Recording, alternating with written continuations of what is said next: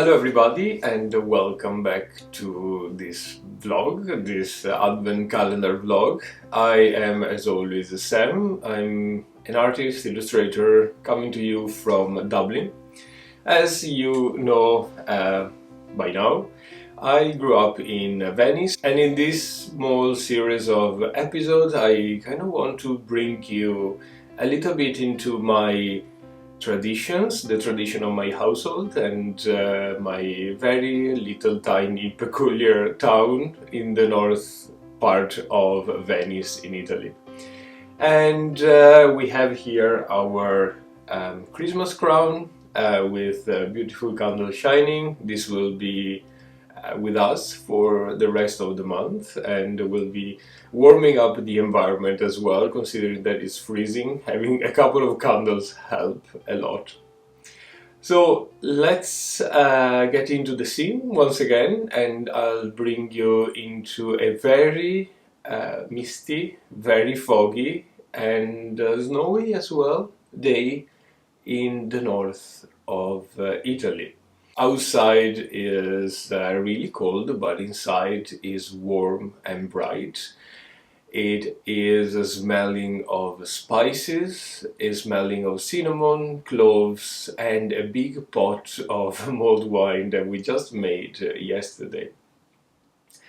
It's the best time ever to make some cakes and bake something nice. You have to know that over there, the apple culture is quite popular. Apple trees grow very well in this region, the north side of Venice, with the Dolomites Alp. The climate is quite good for apple, and everybody have a very small or larger orchard in their houses, in their gardens, and there's always a couple of apple trees in everyone's garden.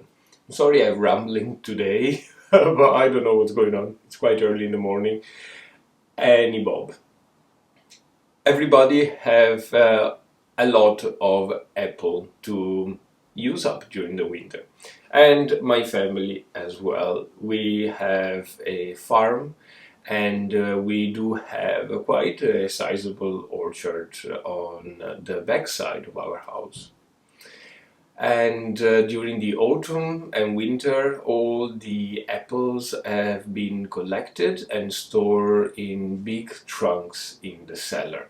And they will keep for the entire winter, together with other fruits and potatoes as well. We do store their potatoes, a lot of potatoes. And we'll make the base for basically all our bakes during the winter. And today I would like to bring you a very special one that is kind of a secret recipe of my family. It's one of those recipes that were brought down generations and generations and refined until, you get that feeling of comfort, of familiarity, and when you make it, no matter where you are in the world and what generation it is, it always brings back that warmth of family. And I find myself baking this cake a lot when I feel a little bit homesick, or when it's a special day, like a birthday of someone's in the family, and I want to celebrate it, even if far away from home. So I got up this teeny tiny notebook here. This is probably my most valuable possession. This is a book of recipes that I basically transcribed from what is my family book of recipes. My great-grandmother, which is, as you know now, a special figure in this podcast, in this advent calendar, Vlogmas, I don't know, I never know how to call it. She wrote down all the recipes that were given to her by her mom, her grandmother, and then new recipes that she came up with or that she found around.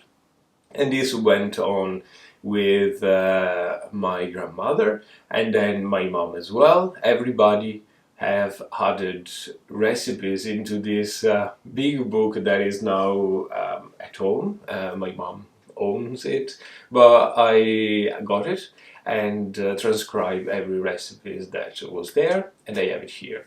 So I am going to share with you the recipe of the apple strudel from my own family recipe. I am not going to transcribe this anywhere. It's kind of, it's not a secret, but you know, it's something really personal for my family, and I would like to gift it to you through this video. So get pen and paper if you want to try and make this strudel, and I give you all the ingredients and the instruction. So strudel is basically very famous northern Italian Austrian cake. It's basically a roll of dough with apple inside. Simple as that.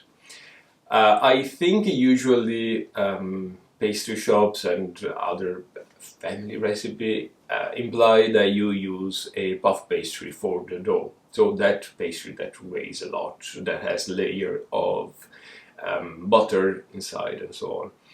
In my family recipe, we do not use that. We use a plain dough that is composed by these ingredients that I'm reading to you now. 250 grams of plain flour, and we tend to use 00 type of flour, which is an Italian grade of flour. It's very fine. We do use, of course, a pinch of salt, 2 or 3 tablespoons of seed oil, could be vegetable oil, could be sunflower oil. And I'm not talking about American tablespoons, that specific measure. I'm talking literally 2 or 3 glugs of oil. You take a tablespoon that you have in your drawer and put them. In Italy, we don't have tablespoons, spoons, cups like you have in America. It's a different thing, but like you got the gist here. 1 whole egg, and never mind if it's small or large, it's just for binding and give a little bit of color. And I found that corn-fed eggs, corn-fed chicken eggs are the best because they are very, very yellow and give your dough a nice bright yellow color. 100 ml of lukewarm water and a tiny bit of extra oil to to spread on the top of the dough after it's done.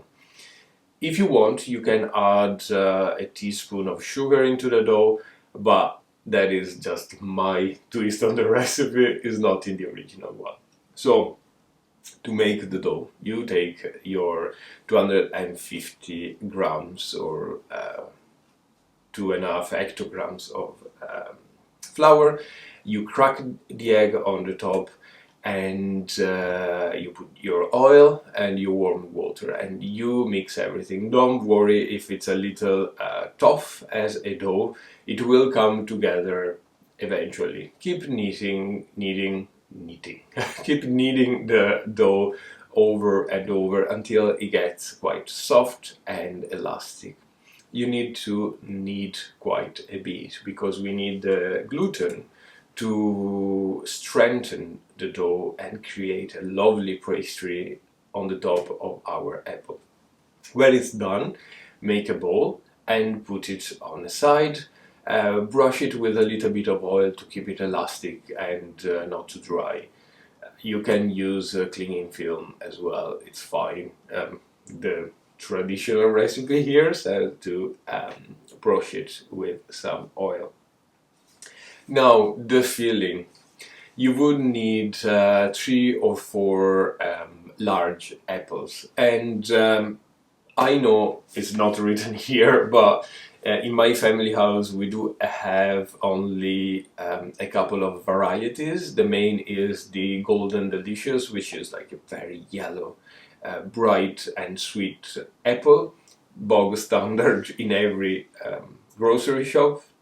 and we do have Granny Smith apple that are more tart. I do like to use a combination of the two. If you use only Granny Smith, they would cook well, but the entire situation will be really bitter, really sharp, more than bitter. And if you use only Golden Delicious, they will tend to release a lot of juices and not cook as well. So a combination of the two makes the apple filling being very nice and staying together without releasing too many juices, without being too sweet but not too tart. So it's your choice there. 3 or 4 apples, very large as well. And you can play around with the amount that you want. We do need about a spoonful, and once again, I'm not talking about America spoons, I'm talking about an actual kitchen spoon. A spoonful of cinnamon that will be sprinkled on the top of the apples. We do need a squeeze of lemon on the apples as well. This is to keep them from browning, although even if they brown, there's no much, it's not worried. But yeah, it's just for the look of it, I suppose. Don't put too much lemon. I did a mistake before of squeezing an entire lemon onto the apple, and it became really bitter. So just a squeeze and that's it. And you would need a couple of spoonfuls of sugar as well. And the last ingredient that you need for the filling is some sultana, some raisins, and some pine nuts. I'm saying some because it goes by feeling. If you see the recipe here, we don't have measurement.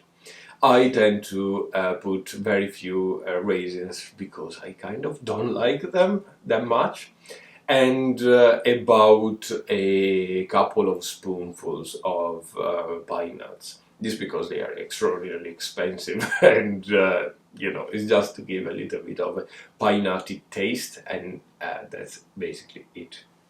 So peel the apple, put them in a large bowl together with raisins, with the pine nuts and the cinnamon. Mix well, a drop of lemon, mix again, and let it rest on the side.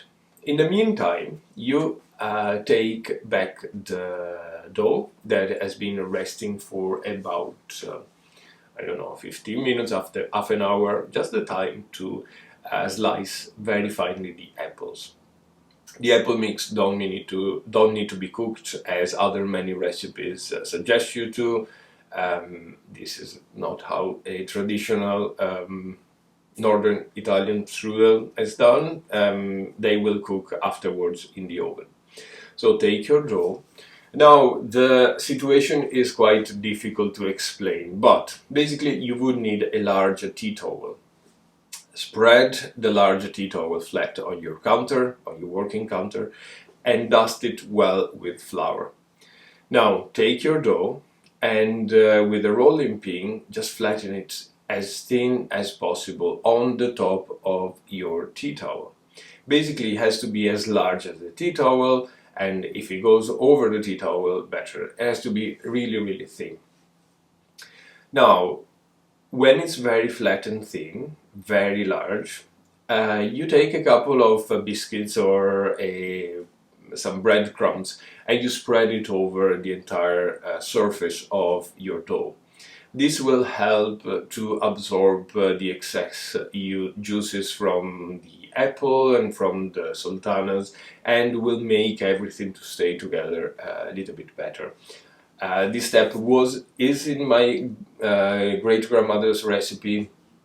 I have done without it when I haven't got any biscuits or any breadcrumbs. It's completely fine.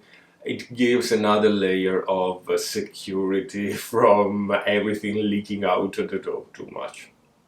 On the top of this dust of breadcrumbs, you will spread those 2 tablespoons of sugar. Now, sugar, add more or less with according to your taste. If you use a sweeter apple, add less sugar, otherwise more, you know the gist. And then on the top of this, spread your apple and raisin and pine nut mixture. Needs to be flat. Be careful not to reach the margins. Leave some space on the margin side. 3 margins now need to be folded. So if you imagine this is your dough, you will fold the bottom one on the top of the apple, the left one and the right one on the top, like you do a little parcel. Fold for about 5 centimeters, a couple of inches, not more. Now you have, this is unfolded, so you have 3 sides folded, and with the help of your tea towel from the bottom, from the folded side, start rolling up your dough in kind of a sausage motion, a Swiss roll motion, and just using the towel roll your dough. Your dough is very thin and is very humid now because we put the apple. When it's all rolled, if you have someone to help you, better, because you get 2 people to hold it up, put it on your oven tray, oven dish, and bake it for about an hour at 160 Celsius. This will be brown and beautiful. A step that I take is that at half bake, like when it's about half an hour through, I bring it off the oven, take it out the oven, and brush some milk on the top of the strudel. This will give some lovely brownishy, flaky dough, which is my favorite part, of course. Then when an hour is passed and your outside shell is nice and brown, just turn off the oven and leave it there to cool overnight, and have it the next day with some whipped cream or some ice cream if you're fancy enough, or make some caramel sauce with a little bit of cinnamon and drizzle that on the top. So this was my family's recipe for a strudel, and I really hope you try it, and if you do, please share with me the picture or your comments. I'm really interested in seeing that. I haven't seen this recipe done like that by anybody else's, to be honest, so it's kind of a quirky little thing. Anyway, I will leave you for today, reminding you that we have Knit Along going on. Choose one of my patterns and tag me with your products on Instagram, Ravelry, whatever you want, with the hashtag An Irish Knitting Podcast, and I will draw some winners. I will see you tomorrow. Bye bye.